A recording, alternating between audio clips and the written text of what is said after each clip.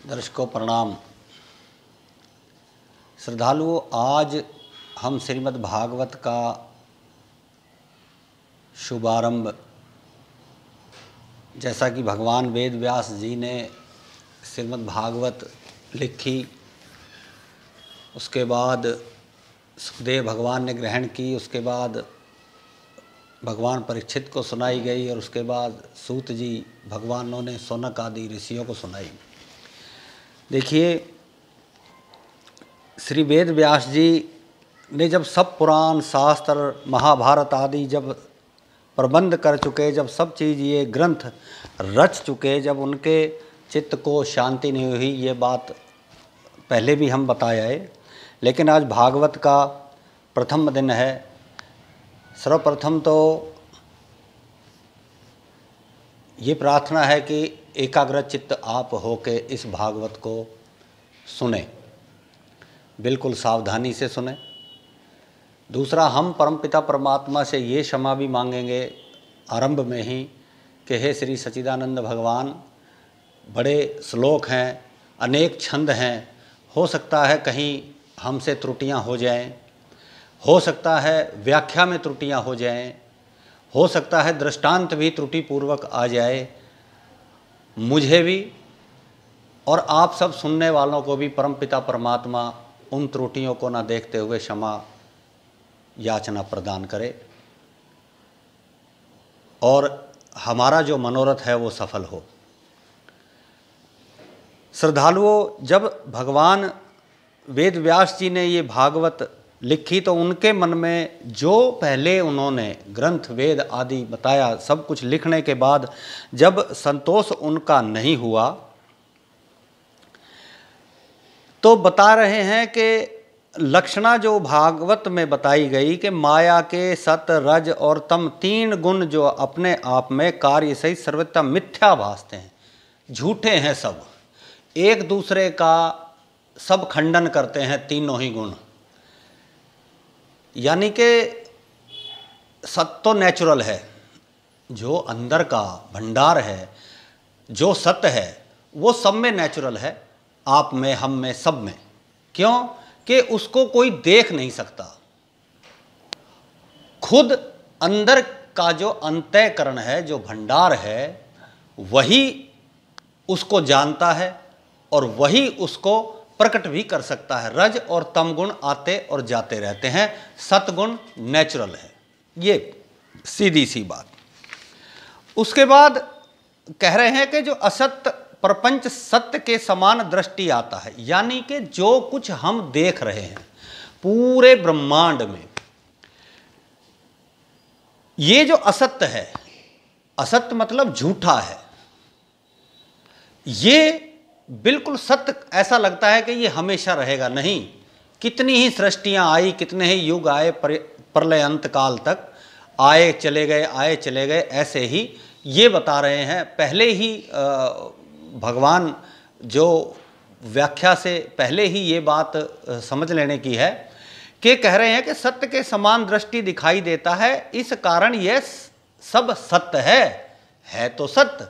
लेकिन देखिए, कहते हैं कि जैसे रात्रि के समय ऊसर भूमि में जल का भ्रम हो जाता है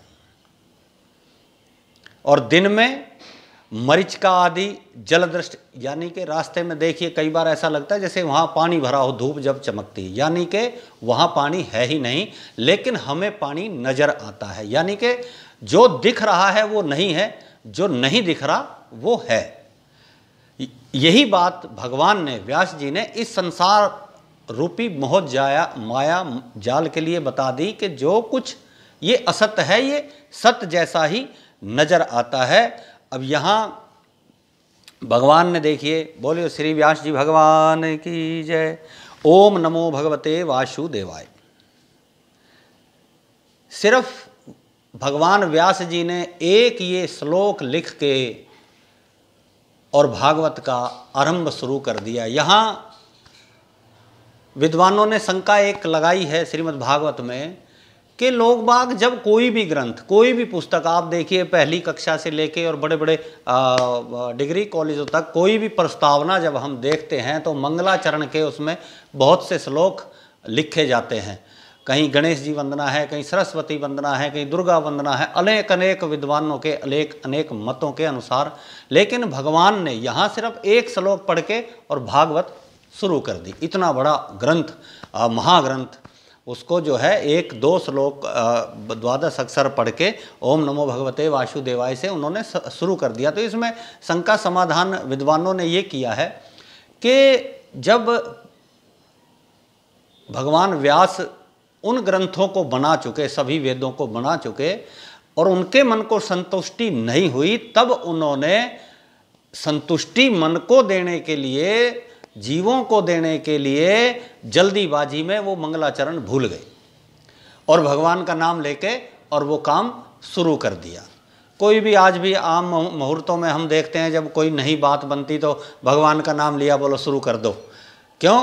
कि वहाँ हमने पहुँचना है उस सीढ़ी पे। अगर लेट हो गए तो वैसे ही जो फल उन वेदों का, उन ग्रंथों का जो पहले बना चुके, ऐसे ही ये भागवत भी निरर्थक हो जाती और उन्हीं ग्रंथों के समान ये ग्रंथ हो जाता। लेकिन भगवान जल्दीबाजी में सिर्फ इसी मंत्र का उच्चारण करके उन्होंने श्रीमद् भागवत का आरंभ कर दिया। अब देखिए, जन्मादश्ययतः यतो अन्नया दितस्रतस्य चार्थेषु विज्ञासवराट् तेने ब्रह्म हृदयाय आदि कव्ये मुह्यन्ति यत् सूर्यः तेजो वारिं मृदां यथा विनिमयो यत्र त्रिसर्गो मृषाधाम्ना स्वेन सदा निरसत कुहकं सत्यं परं धीमहि।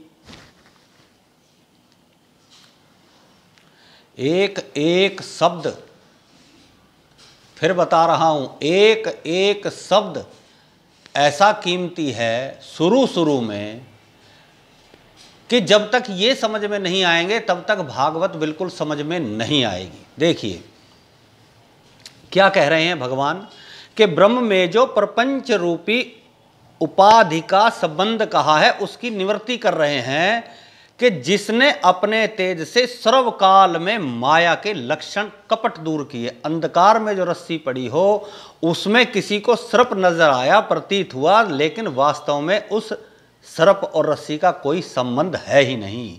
ऐसे ही कह रहे हैं कि ब्रह्म में अज्ञान अवस्था में जो प्रपंच प्रतीत होता है, जो दिखाई देता है, ज्ञान अवस्था में कुछ भी उसका संबंध नहीं है। उस परमेश्वर का हम ध्यान करते हैं। यानी कि जो चीज़ें हम देख रहे हैं उनसे भगवान की प्रतिमा, उनसे भगवान की छवि बिल्कुल अलग है। अब कह रहे हैं कि तटस्थ लक्षणा से जो कहते हैं कि जो इस विश्व की उत्पत्ति पालन करता है, जो घट पटादि पदार्थों से सत्य रूप में व्यापक और अकार्य का प्रपंच और सत्ता रूप कारण है। जैसे घट का कारण मतलब मटके का कारण मिट्टी है, कुंडल आदि पहनते हैं उनका कारण, आभूषण का कारण जो है वो सोना है, अथवा ब्रह्म का विश्व मृक्ति मिट्टी का घट और सोने का कुंडल जो जिसका कार्य है वह उससे भिन्न नहीं है, अलग नहीं है। यानी कि उनमें कहीं ना कहीं वो चीज़ें मिली हुई हैं। ऐसे ही जीव के लिए ये एग्जाम्पल भगवान व्यास जी ने इसलिए दिए, इसलिए ये उदाहरण समझाए कि हमारे को आपको समझने में आसानी हो। मुक्ति काल में जिसमें प्रविष्ट कर जाते, यानी कि इससे पहले भी जब अंत्येष्टि का समय जब आता है तो सब चीज़ें उसी में समा जाती। यानी कि सोने को अगर कुंडल बना लिए और फिर वो कहे कि नहीं 4 कुंडल एक इकट्ठे हो गए 4 जोड़ी और मैं तो हार बनाना चाहूँगी तो या चाहूँगा, तो उसको जब हम सुनार के पास लेके जाएंगे तो वो उस सोने को तपा के और फिर उसी सोने रूप वो हो जाएगा। यानी कि जीव परमात्मा में मिल जाएगा, वो अपने रूप में आ जाएगा, वो कुंडल नहीं रहेगा, सोना बन जाएगा और फिर दोबारा हार बन जाएगा। यही चीज आगे उस हार पे भी लागू होती। अस्तु, देखिए मुक्ति काल में प्रविष्ट कर जाते स्मृति भी यतः सर्वाणिति, यानी कि वासुदेव सर्वम, सब कुछ उससे अलग भिन्न नहीं है। युग के आदि में जिस ब्रह्म ने सब जीव उत्पन्न किए और युग के अंत में उसी में लय हो जाते हैं। कह रहे धामना सर्वेण यदा निष्कुखम सत्यम परम धीमहि। सर्वत्र सब कुछ ज्ञान, जितना भी सब कुछ ध्यान, कह रहे हैं कि उस ब्रह्मा को भी उसी परमात्मा ने उत्पन्न किया और जिनके हृदय में वेदों का प्रकाश किया, जो सतरूप है। यानी कि ये जो जितने हमारे वेद हैं, ग्रंथ हैं, उपनिषद हैं, ऋचाएँ हैं, इनका क्या काम है? इनका काम ये है, एक शब्द हमने पहले बता चुके कि जिसको ब्रह्म का ज्ञान हो गया वो भक्ति से भी मुक्त हो जाता है, उसको भक्ति की जरूरत नहीं है। यहाँ भगवान ने वही बात दोबारा कह दी कि वही सत्य रूप है। इन वेदों का काम भी यही है कि जीव को परमात्मा तक ले जाएं और वापस आ जाएं, बस इनका यही काम है। अब देखिए इस बात का जो आगे वृत्तांत आएगा, ये भागवत खुद बताएगी एक एक बात। कह रहे हैं कि जिसकी सत्यता से असंत प्रपंच सा दिखता है, उस माया रूपी कपट जाल से वो दूर है। यानी कि ये जो हम सब कुछ देख रहे हैं, ये पूरा कपट जाल बता दिया व्यास जी भगवान ने। जो परब्रह्म है, जो अंतःकरण है, जो जीव आत्मा है, जो हमारे अंदर एक अलग से विराजमान है, वो कह रहे हैं उस माया कपट जाल से बिल्कुल दूर है और वही परब्रह्म है। यतः सर्वाणिति ही, यानी कि हमारे अंदर भी कोई है।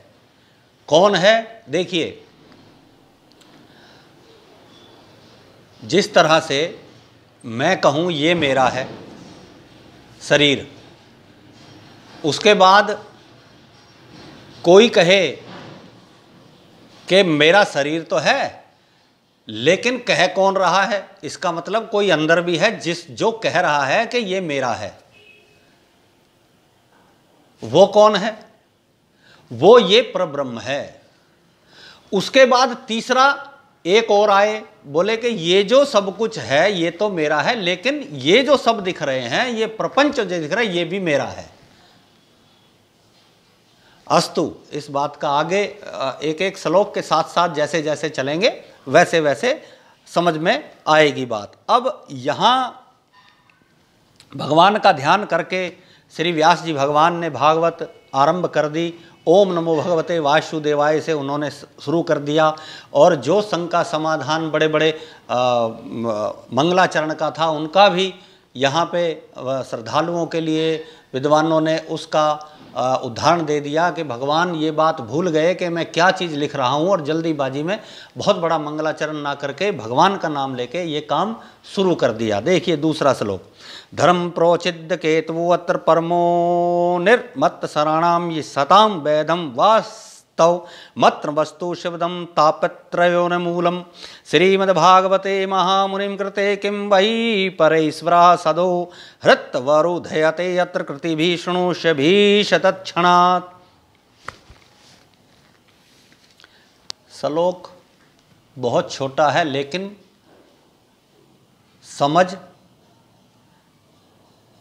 समझो पूरी भागवत का सार एक श्लोक में भगवान व्यास जी यहां पे बता गए।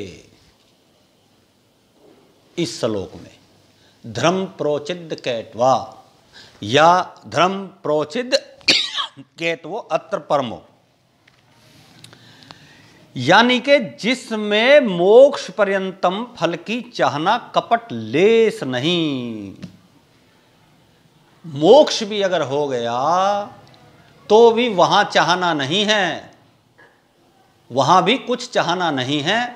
ये श्रीमद् भागवत है। उसके बाद देखिए, कर्म कांड, उपासना कांड, ज्ञान कांड विशेष शास्त्रों में श्रेष्ठ हैं।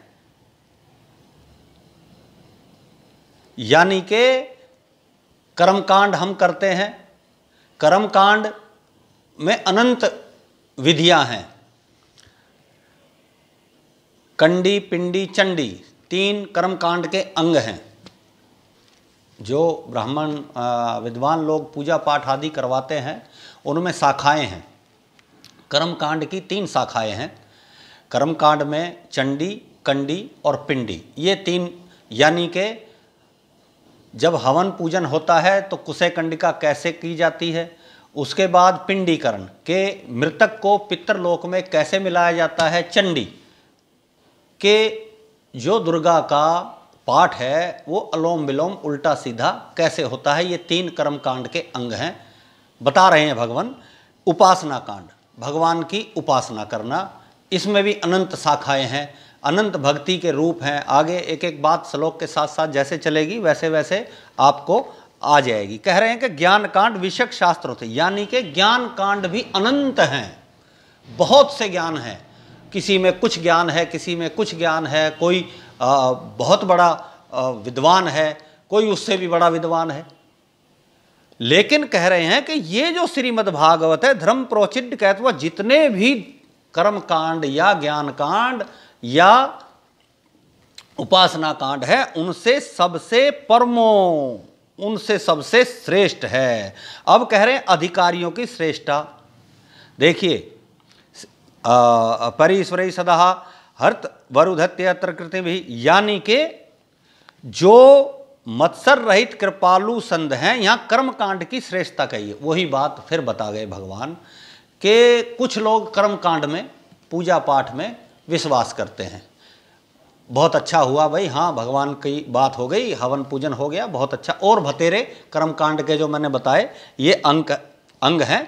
कह रहे हैं कि उसकी विशेषता कहते हैं परमार्थ रूप वस्तु द्रव्य आदि गुण वास्तव परमार्थ वस्तु नहीं कही है। मतलब कि जो चीज उस कर्म कांड से मिलती है उसका कोई हिसाब किताब दूसरे समान, या यूं कहें कि उस कर्म कांड से प्राप्त हुआ फल मिल तो जाएगा, लेकिन देखिए दूसरे आगे समझिए, जानने योग्य है अथवा वस्तु उस ब्रह्म में उसका अंश जीव है, वस्तु की शक्ति माया है, और ये तीनों ब्रह्म रूप हैं, भिन्न नहीं है। बात बिल्कुल सही है। यानी कि कर्म कांड, उपासना कांड और ज्ञान कांड तीनों ब्रह्म के अंग तो हैं, ये बिल्कुल सही है।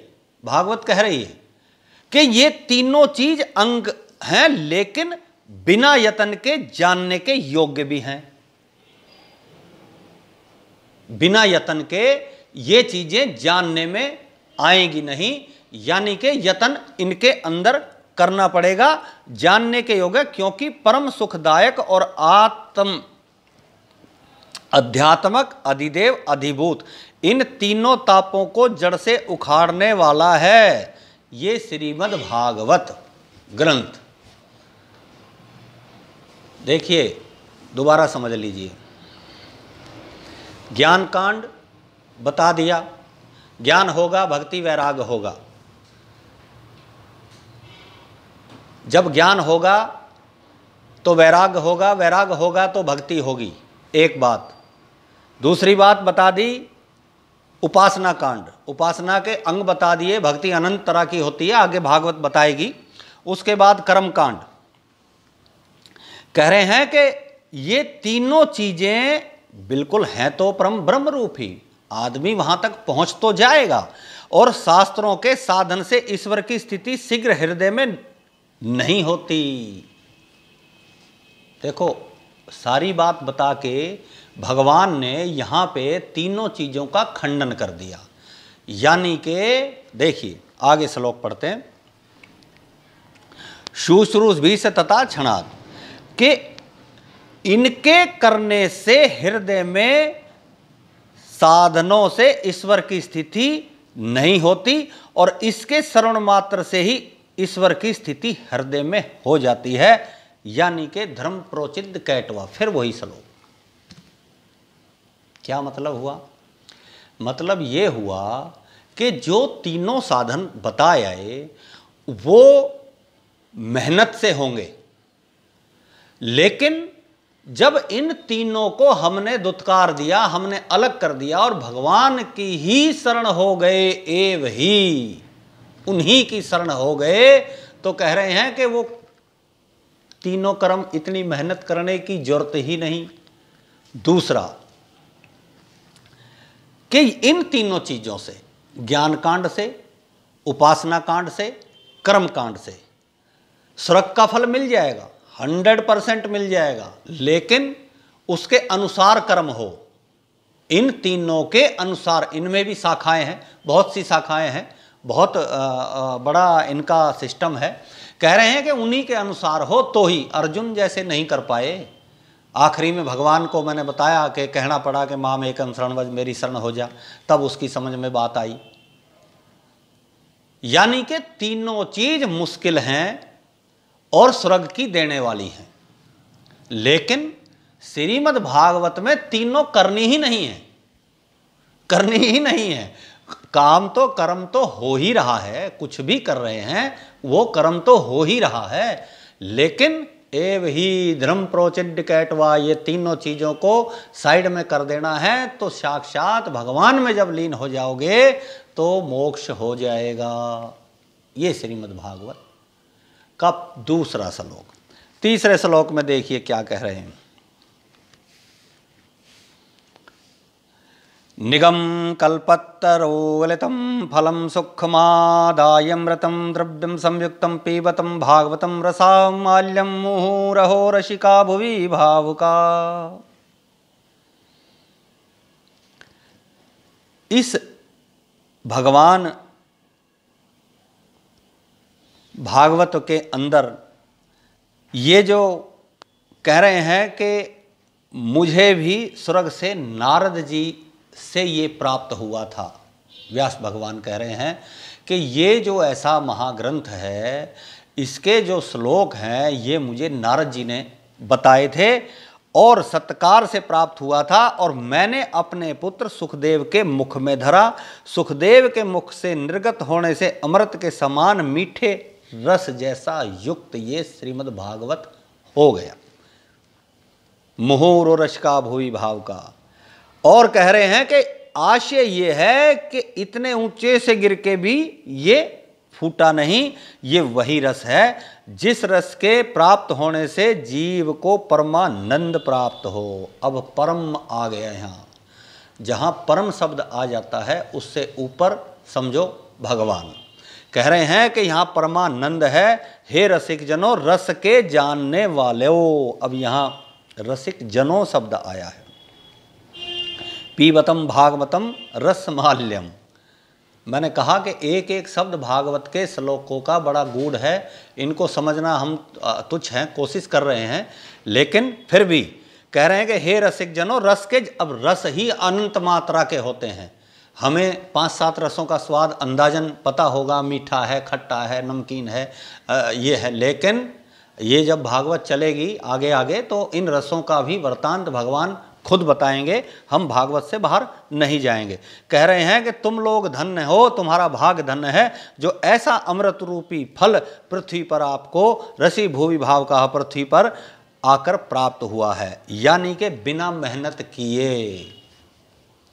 भगवान व्यास ने तो इतने वेद, इतने ग्रंथ, इतनी ऋचाएँ लिख के, और उनके बाद भी उनको तसल्ली नहीं हुई, तब ये प्राप्त हुआ नारद जी से।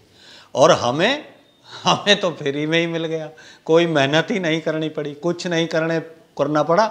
एक कुछ पैसे लगाए और कह दिया कि लो जी एक पुस्तक दे दो, हो गया कल्याण। चलिए, कह रहे हैं कि केवल रस ही रस इसमें भरा है, गुठली तो किंचित मात्र नहीं। इस कारण श्रीमद् भागवत अमृतरूपी रस रस का कथापान जीवन मुक्त अवस्था में भी करना उचित है। देखिए, एक एक बात को समझिए। जो जीवन मुक्त हो गए, जिन्हों को कुछ कृत हो गए, उनको भी ये भागवत जरूरी है। यानी कि जिनके हृदय में भक्ति वास करके भगवान को स्थान दे के और चली गई कि अब मेरी आपको जरूरत नहीं है, आप तो परमात्मा रूप हो गए, मैं तो जा रही हूं, भक्ति कह रही है। तो यानी कि वो जीवन मुक्त कहे गए हैं, उनको भी ये भागवत, जैसा कि पहले हम बताया है कि भगवान जब सुखदेव उस सभा में पहुंचे, सूत जी की सभा में, तो वहां ओम नमो भगवते वासुदेवाय का अंतःकरण से ही जाप कर रहे थे श्रीमद् भागवत का। और देखिए श्रद्धालुओं, ये जब दृढ़ निश्चय अंदर हो गया, कि मैंने ये श्लोक 12 मंत्र रटना है, तो आप कुछ भी करते रहो, ये नेचुरल अंदर चलता रहेगा। खाते पीते सोते बैठ जितनी क्रियाएं हमारी होती हैं। अस्तु, अब देखिए कह रहे हैं कि स्वर्ग आदि सुख के समान त्यागना नहीं है, सेवन करने योग्य है। यानी कि स्वर्ग के सुख जो हैं वो भी लिमिटेड हैं। मैंने बताया था अभी पिछली व्याख्या में, हम भगवान बता आए हैं कि सुख जो स्वर्ग का है मिल जाएगा। कर्म कांड, उपासना कांड, ज्ञान कांड से तीनों ये जो साधन बताए हैं ये स्वर्ग के हैं बिल्कुल, लेकिन उनके अनुसार काम करें। अनुसार तो कोई कर ही नहीं रहा। अब ब्राह्मणों को ही देख लीजिए आप, किसी को भी देख लीजिए, मेरी चर्चा भी कर सकते हैं। कोई भी एक ब्राह्मण अपने 3 समय की संध्या नहीं कर पा रहा, एक ब्राह्मण का एक दक्षिणा से काम नहीं चल रहा, अनंत कार्य में लिप्त है, तो कहाँ कर्म हुआ, कहाँ धर्म से कर्म हुआ? नहीं हुआ। ये कर्म कांड कहाँ पूरा निभा पाए? फिर ज्ञान कांड, अनंत शास्त्रम बहुवेदितम, इतने शास्त्र हैं, एक पढ़ लिया तो 2 रह गए, 2 पढ़ लिए तो 3 रह गए। उसके बाद उपासना कांड, बोले 36 करोड़ देवताएं हैं, किस किस की शरण में जाए? आज हनुमान जी के पास चले जाए, कल माता जी के पास चले गए, आज कहीं और चले गए। यानी कि बहुत प्रपंच है। भगवान व्यास जी ने इन सब का खंडन कर दिया। कह रहे हैं कि वहां उनको करोगे तो स्वर्ग मिल जाएगा, 100% मिल जाएगा। लेकिन एक भागवत से, अंतःकरण से भगवान अगर अंदर बैठ गए तो फिर स्वर्ग वाले को भी करना क्या जरूरत पड़ी है इतना आडंबर रचने की? एक श्रीमद् भागवत का ही ध्यान, लेकिन केवल एव ही भगवान का ही ध्यान होना चाहिए। ये बात श्रीमद् भागवत में व्यास जी ने बता दी। एक बात और श्रद्धालुओं के, देखिए जब तीनों चीज़ें हम इतना आडंबर हम रचें, ज्ञान के लिए कहीं कहीं भागें और उपासना के लिए बढ़िया से बढ़िया माल लाएं, और दूसरा जो है कर्म कांड के लिए अनंत, चलो कोशिश करें ना भी हो पाए, लेकिन उनका फल स्वर्ग है, मोक्ष नहीं। दूसरी बात समझने की ये है कि इतनी ही मगजमारी, इतनी ही मेहनत उन तीनों में, और उससे कम मेहनत भगवान का ध्यान सत्य अंदर बैठाने में। यूं चुटकी भर श्रीमद् भागवत से पहले हम बताया है ये बात कि सत्यनारायण कथा में भी ये बात बताई है कि एक सतलोक में दुर्लभ बर सत्य बोलना है। इतनी सी बात है, बस इतनी सी बात, और फल उन तीनों चीजों से बहुत ज्यादा मोक्ष।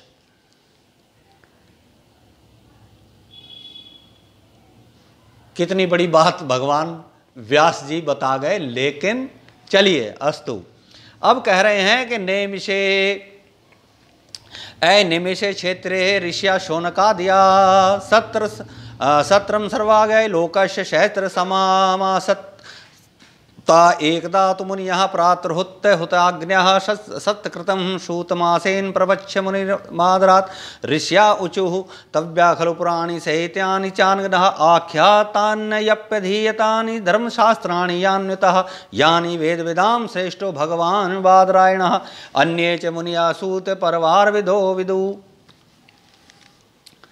अब भगवान कह रहे हैं कि इन 3 श्लोकों में श्रीमद् भागवत की उत्तमता, श्रेष्ठता और गौरव दिखाकर अब शिरोमणि भगवान भगवत के इष्ट देव का स्मरण कर इस ग्रंथ को मैं प्रारंभ करता हूँ।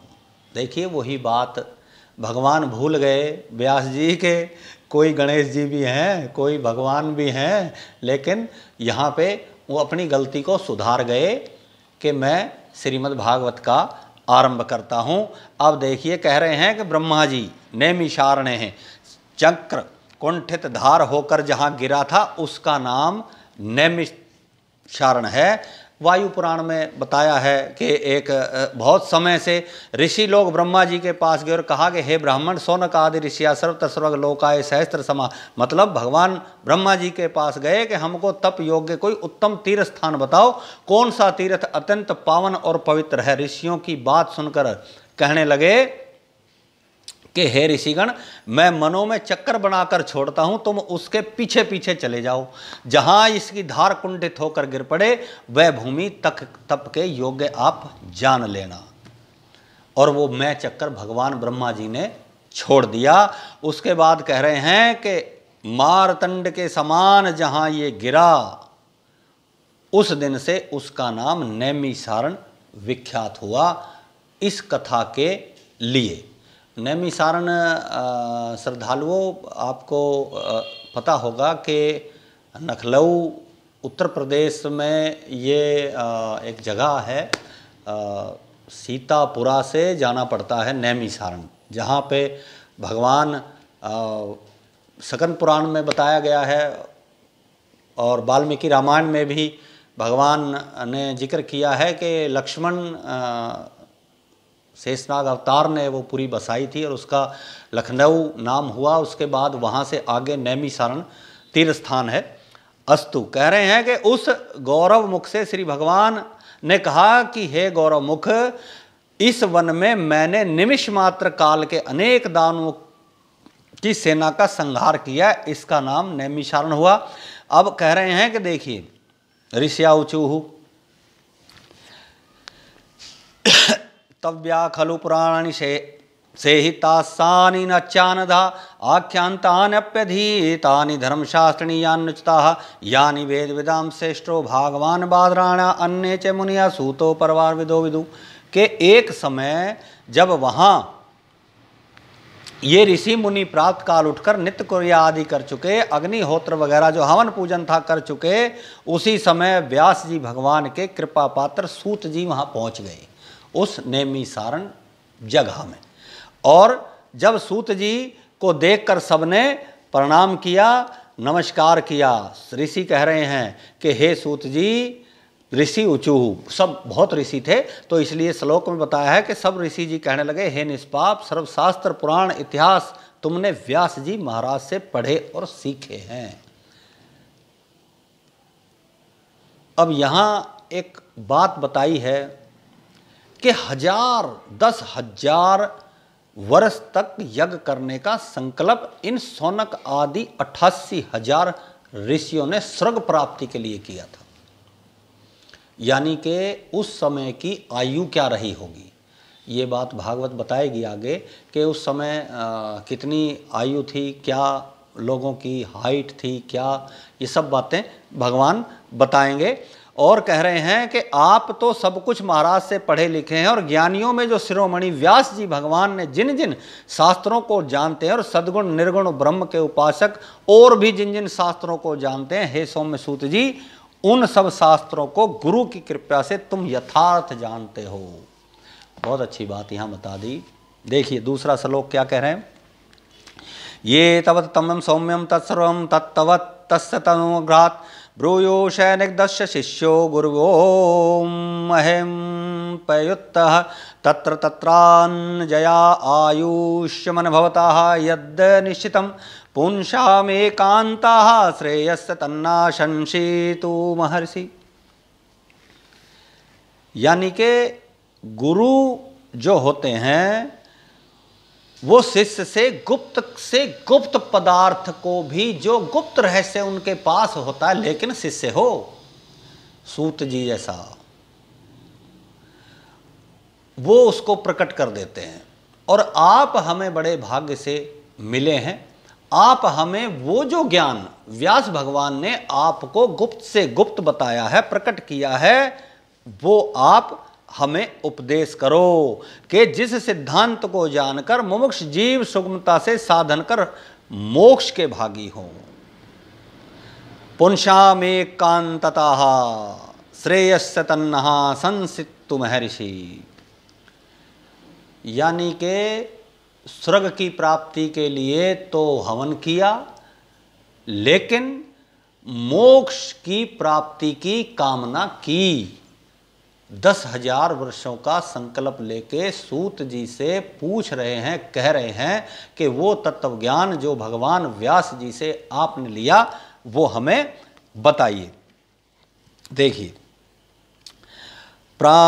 प्रायेणाल्पायुः आयुषाः सम्यकलावस्मिन् युगे जनाः मंदासु मंदमत्तयो मंदभाग्या हृद्रुप्ताः भूराणि भूर्कर्माणि श्रोतव्यानि विभागशाः अता साधुवत्र यत् सारं समुद्रे दृष्ट्यः मनीषाः ब्रूहीना श्रद्धानानां येनात्मना परसीदति।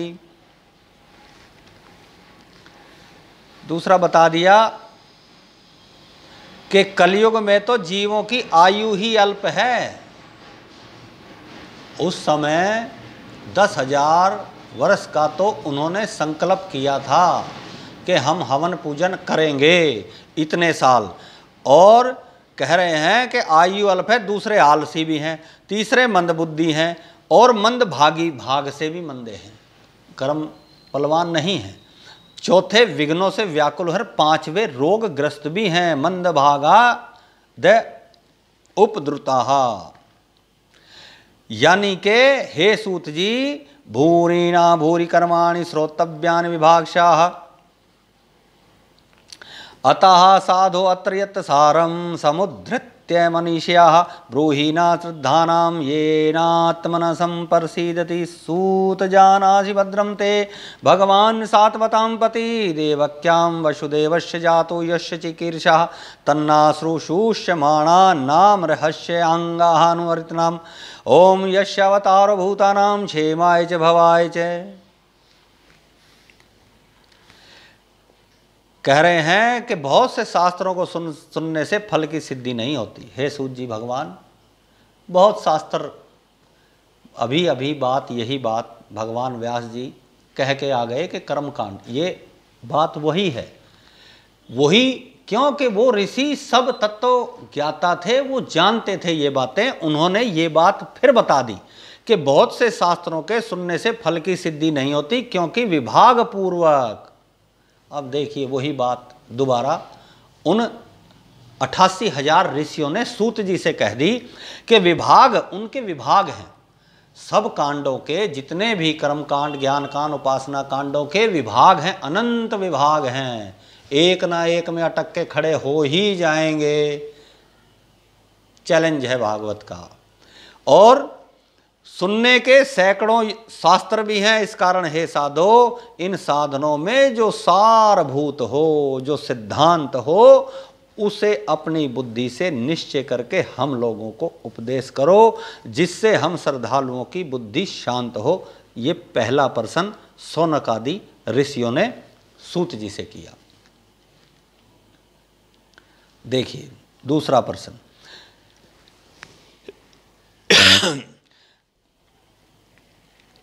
कह रहे हैं तन्नाश्रुष्यमाणानां रहस्यांगानुवर्तिनां यस्य अवतारो भूतानां क्षेमाय च भवाय च आपन्नाः संसृतिं घोरां यन्नाम विश्ववर्णां तथा सगो विमुच्ययेत यद्विद्भेति स्वयं भयं यत्पादसंश्रया सूतमुनियः पर्ष्यमानयाः सगा पुण्यतयोपसृष्टाः सर्वधून्नयापो अनुसेव्याः।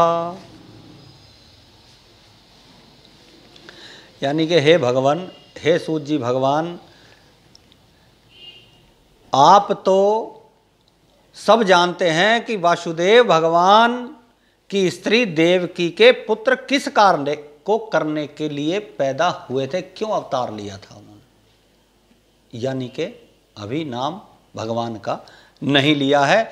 हे सूत जी, जिनका साधारण अवतार प्राणियों के कल्याण और समृद्धि के है लिए ही होता है, उनके चरित्र आप वर्णन करो। पराधीन जीव भी जिनके नाम स्मरण करके संसार के बंधन से छूट गए, तुरंत मुक्ति पा गए, और जिनके भय भी भयभीत हैं। एक एक शब्द पे ध्यान देना। और अगर कोई संशय, कोई किसी तरह की बात अलग से बहुत से श्रद्धालुओं की बड़ी इच्छाएं होती हैं कुछ पूछने की, तो हम तो बहुत तुच्छ हैं, तो आप पूछ भी सकते हो चैनल के माध्यम से, या जैसा भी आपको उचित लगे।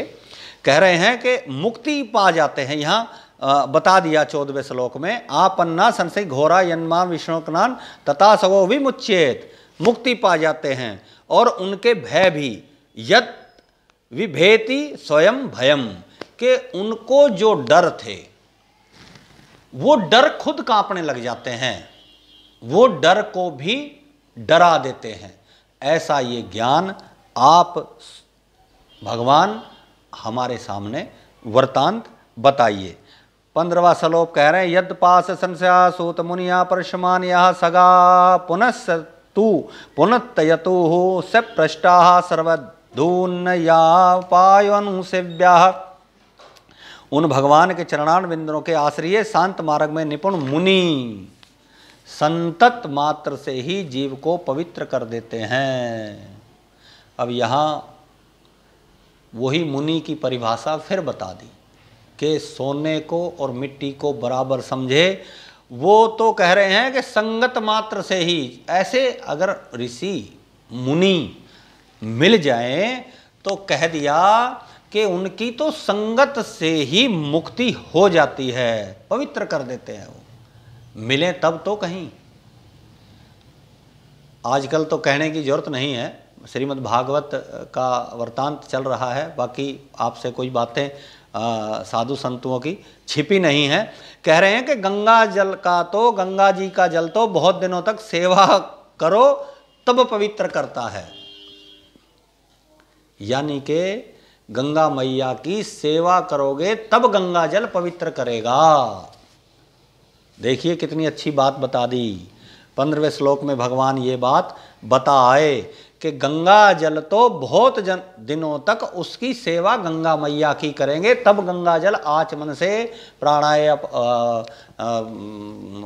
माघवाय केशवाय नारायणाय नमः के नाम से जब हम करते हैं आचमन, लेकिन हमने तो गंगा जी का स्मरण तक मात्र भी नहीं किया, तो गंगा जल हमें शुद्ध कैसे करेगा, ये बात भागवत में बता दी। दूसरा, को वा भगवतस्य पुण्यम सलोकेयं कर्मणः शुद्धि कामो न शृणुयादस्याः कलिमलापहं तस्य कर्माण्ययुद्धाराणि परिगीतानि शुरभिः ब्रूहि न श्रद्धानानां लीलया ददताक्लाः अथाख्याहि हरिरधीमन्नवतार कथा शुभा लीला विद्धताः सवैरमीश्वरस्य यात्तमं मायाः वयं तु नः वित्रतप्याम् उत्तम श्लोक विक्रमे यत् शृण्वन्तां रसज्ञानं सवादु शवादु पदे पदे। कह रहे हैं कि नारद मुनियों ने, यानी कि भगवान आपने तो कर्मों को गाकर पुण्य श्लोक कहलाए हैं, उन भगवान कली मलनाशक यश को अंतकरण की शुद्धि चाहने वाला कौन नहीं सुनेगा। यानी कि जो चीजें आपके पास हैं उन बातों को, जिसको भगवान की प्राप्ति करनी है, जिसको बिल्कुल मोक्ष चाहिए, वो ऐसा कौन मंदभागी है जो आपके पास नहीं बैठेगा, कौन नहीं सुनेगा। दूसरे प्रश्न के बाद कह रहे हैं कि नारद मुनियों ने जो भगवान के उदार कर्म गाए, उन गुणों को सुनने की श्रद्धा हम रखते हैं, कृपया करके हमें सुनाओ। जो लीला से ब्रह्म रुद्र आदि मूर्ति धारण करते हैं, ये तीसरा प्रश्न भगवान ने 17वें श्लोक में कह दिया। 18वां श्लोक देखिए, अथाख्याहि हरिर्धीमन्वर्तार कथा शुभा लीला विद्यता सवैरमीश्वरस्य या तममायाः वयं तु नः वित्रप्याम् उत्तम श्लोक विपुने यत् शृण्वतां रस ज्ञानं सवादु श्वा पदे पदे। कि इन भगवान के यश का पद पद पर स्वाद से अधिक स्वादिष्ट लगता है। यानी कि ऐसा नहीं कि ना आज तो क्या करना है, कुछ नहीं, आज तो जब भगवान का जन्म होगा तो सब नाचेंगे तब चलेंगे, नहीं। वो कह रहे हैं कि पद पद पर स्वाद से अधिक स्वादिष्ट लगता है। जितना स्वाद हम चाह रहे थे, लेकिन जब आप बताओगे तो उससे भी ज़्यादा आनंद हमें आएगा। भगवत यश अनेक प्रकार से स्वाद से पूरित है, ये चौथा प्रश्न भगवान ने कर दिया। कृतवान् किल वार्याणि स रामेण केशवा अतिरमर्त्यानि भगवान् गूढ़ा कपट्टमानुषाः कलिका कलिमा गतमाज्ञाय क्षेत्रे अस्मिन् वैष्णवे वयम् आसीना दीर्घसत्रेण कथायां शक्षणा हरे तवं न संदर्शितो धात्रं दुश्चरं निस्सति तीर्षतां कलिं सहस्त्रवहरं पुंसां कर्णधारवाणम्। कि इस नैमिषारण्य क्षेत्र में हम 1000 वर्ष का संकल्प कर भगवान के कीर्तन गुणवाद सुनने को बैठे हैं। हे सूत जी, इस समय आपका दर्शन भगवत की कृपा से हमको हुआ है, क्योंकि अति धैर्यवानों के धैर्य रूप सेतु के तोड़ने वाले महाकराल जिस तरह समुद्र की तरने की इच्छा रखते हैं, वैसे ही आपका दर्शन हमें हुआ है। हमें ये कथाएं आप सुनाओ। देखिए कितनी प्रार्थना भगवान सूत जी से 88,000 शौनक आदि ऋषि मिलकर कर रहे हैं, तब जाके ये श्रीमद् भागवत का ग्रंथ, श्रीमद् भागवत का सार भगवान उनको सुनाएंगे। देखो कह रहे हैं कि ब्रूहि योगे श्री कृष्णे ब्रह्मणे धर्म वर्मणि सवाम काष्टा मर्दूनोपेते धर्मः कम शरणं गता। छठे प्रश्न में पूछ लिया कि भगवान आप तो सब कुछ सुन चुके हैं, आप हमें ये बताइए कि धर्म के कवचवत रक्षक ब्राह्मण योगेश्वर के सबके ईश्वर श्री कृष्ण भगवान अपने निज परधाम को जब सिधारे तो ये धर्म किसकी शरण में रहा। बोलिए सच्चिदानंद भगवान की जय। यहाँ पहले अध्याय का समापन 23 श्लोक के बाद श्रद्धालुओं होता है। इसके